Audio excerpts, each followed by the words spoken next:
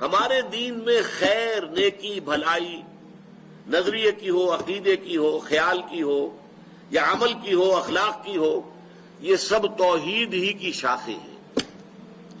شجرہ طیبہ توحید کا اسی کے برگ و بار ہے۔ کوئی نیکی، کوئی خیر، کوئی بھلائی، خیال کی، عقیدے کی، نظریے کی، عمل کی، اخلاق کی، یہ سب توحید ہے۔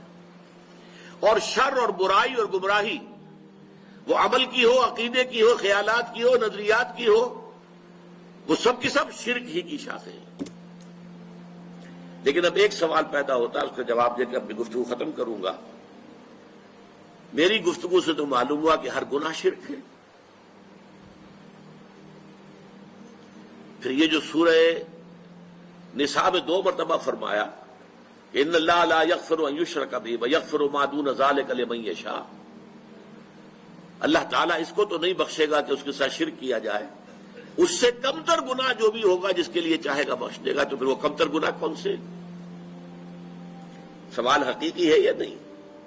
آپ لوگوں کا ذہن ادھر گیا یا نہیں گیا؟ جانا چاہیے تھا۔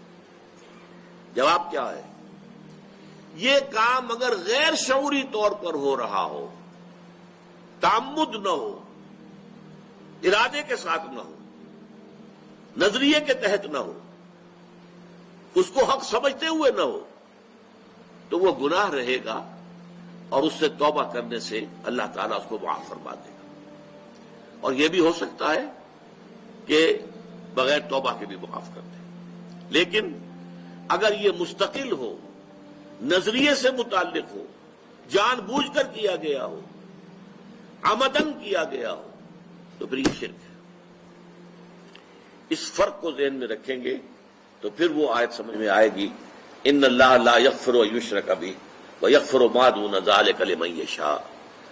آخر میں اللہ تعالیٰ سے دعا کرتا ہوں، اللہ تعالیٰ ہمیں ہر نوع اور ہر شکل اور ہر صورت کے شرک سے محفوظ رکھے۔